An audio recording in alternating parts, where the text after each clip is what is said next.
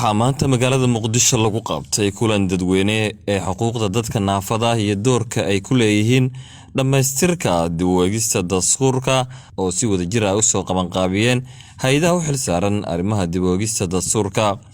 Kulankan ayaa dadka naafada waxa ay ku soo bandhigeen su'aalahooda ku aadan qaabka ugu habboon ee kaga qayb qaadan karaan dhamaystirka dib-u-eegista dastuurka.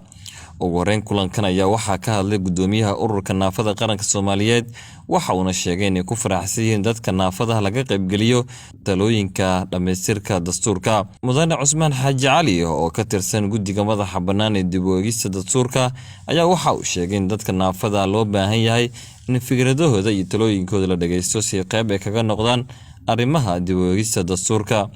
sidoo kale kulankan waxaa ka hadlay wasiir doolihii hore wasaaradda cadaaladda iyo arrimaha dastuurka Marwa Muumino waxa ay sheegtay inay muhiim tahay in dadka naafada ah ka qayb noqdaan dib-u-eegista dastuurka loona baahan yahay in ay ka dhiibtaan fikradooda ku aadan arrimaha dib-u-eegista. Kusimaha wasiirka ahna wasiir doolaha wasaaradda cadaaladda iyo arrimaha dastuurka Ambassador Ilyas Sheekh Cumar oo kulankan daafuray waxa uu tilmaamay in xukuumadda dan qaran ay diyaar u tahay sidii dadka naafada ah ay uga mid noqon lahaayeen talooyinka iyo fikradaha ku aadan arrimaha dib-u-eegista dastuurka.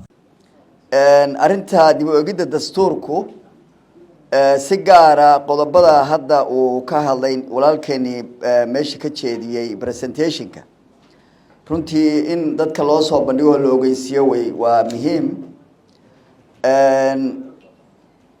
iyadoo waliba especially hadda ay bilaabanayso doorashadii dalka oo ugu soo horeyso midda ka dhici doonto dhawaan gobolka Banaadir dadka naafada inay ogaadaan inay xuquuq buuxda leeyihiin oo is sharaxi karaan oo ay doorashada u tartami karaan ayna dooran karaan musharaxa ay doonayaan. taasna iyadana waxaa laga rabaa dadka naafada inay ku baraarugaan. martida ama ka qaybgalayaasha maanta fursadda u helay ku matalaya ama baahiyaha dadka naafada ah oo runtii maanta raba inay ka ogaadaan aragtidooda lagu biiriyo.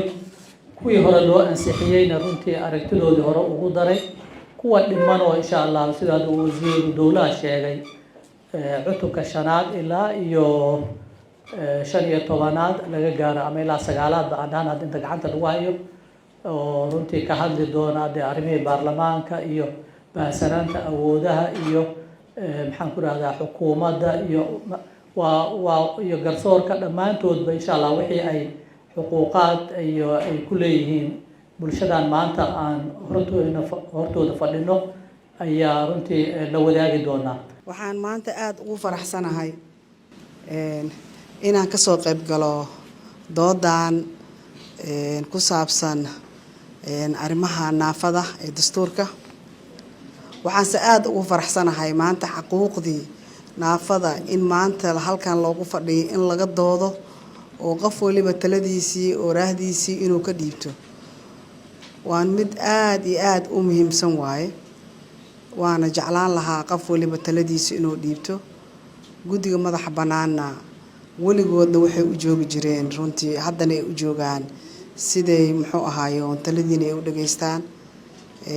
waxaad ka dhiibataan taladiina iyo tusaalihiina aad ka dhiibataanna inay qoraan ay diiwaan geliyaan inay tixgeliyaan. waxaa maanta runtii kulankan qiimaha badan isugu imaanay in wax badan la iska weydiiyo xuquuqda ay leeyihiin naafaleyda Soomaaliyeed ay ku leeyihiin dastuurka dib-u-eegista ee laga shaqeynayo hadda gacanta lagu hayo. dastuurkaas oo sida hadda la qeexayba ama la sheegay hore cutubiyadii hore u dhamaaday lagu ansixiyey lagu cadeeyay xuquuqda ay ku leeyihiin dastuurka Soomaaliyeed ay hore ra'yigooda ugu dhiibteen ay ku caddahay qodobada hadda la sheegay sida sinaanta xuquuqda guud xuquuqda gaarka ah. qof kastoo muwaadin Soomaaliyeed wuxuu xaq u leeyahay in dastuurka Soomaaliyeed ee dib u eegista lagu sameynayo inay ku caddahay xuquuqda uu leeyahay. kulankan maanta aan wada joogno waa ka muhiimsan yahay kulamada kale ee maalmahan soo socday ee lagula kulmayay qeybaha kala duwan bulshada sida aqoon-yahanka, culamaa diinka, dhalinyarada Soomaaliyeed ee kulamadii ugu dambeeyay ee aan ku tagnay jaamacadaha.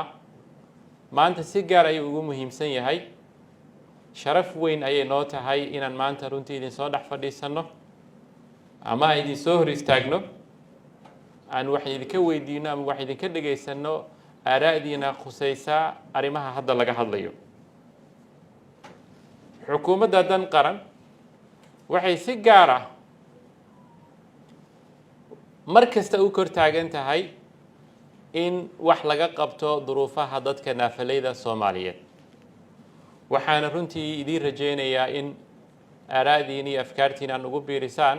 haddaba qaar ka mid ah dadka naafada ah oo kulankan ka qayb galay ayaa waxay dareenkooda muujiyeen sida ay kaga mid noqon karaan dhamaystirka dib u eegista dastuurka. sanadkan waxaa ka baxay dugsi sare ee ardayda dhawalayaasha ka baxeen ayadoo 5,000 oo iyo 800 oo arday oo wax maqlaaya ay dhaceen ay ardayda dhawalayaasha baaseen. laakiin nasiib darro ma jirto meel ay wax ka baran karaan. waxaa xakamo iyo xarga nagu hayo Soomaali language la'aan. waxaan isticmaalnaa British, American, Kenyan dal dhan oo qaran ah ayaan nahay. anagoo dhagolada 6 maamul goboleed waa isku imaanay, buug baan diyaarinay, wasaaraddan geynay, 2 sano horyaala. waxaan codsanaynaa in noola dejiyo si aan u helno xuquuq waxbarasho iyo xuquuq bulshada aan ku dhaxgali karno. caqabadan haysato waxaa kamid ah inaysan soo saari doonin xildhibaanada odayaasheena gabar naafa ama wiil naafa si lamidana inaysan soo bixi karin dhalinyarada sideedoo kale jaamacadaha hadda ka qalin jabiyay inaysan haysan financial ama ay ku tartamaan oo la dhihi karin haddii si dadkaas looga dhaafay 50% ee bulshada ka yihiin 50% iyo 20% wax saas big deal oo ma dhaxeeyo. marka waa u baahnaaleen inaan dhammaanteen la support gareeyo sida gabdhaha ama dumarka loo support gareeyay.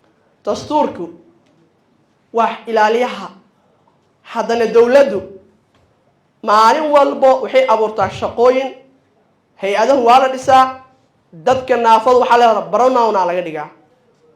baronown magacuyaal hebel waa saas, magacyaalkaas annaga goormaa ka bixi doonaa. dastuurkiina guddiga ma leedahay laftirkeeda maxkamad dastuura u qaabilsan haddii la sameynayo ma idinku tala jirtaa dadka naafada laftirkooda inay xubnooyinka ay ka helaan maxkamadaas la dhisi doono.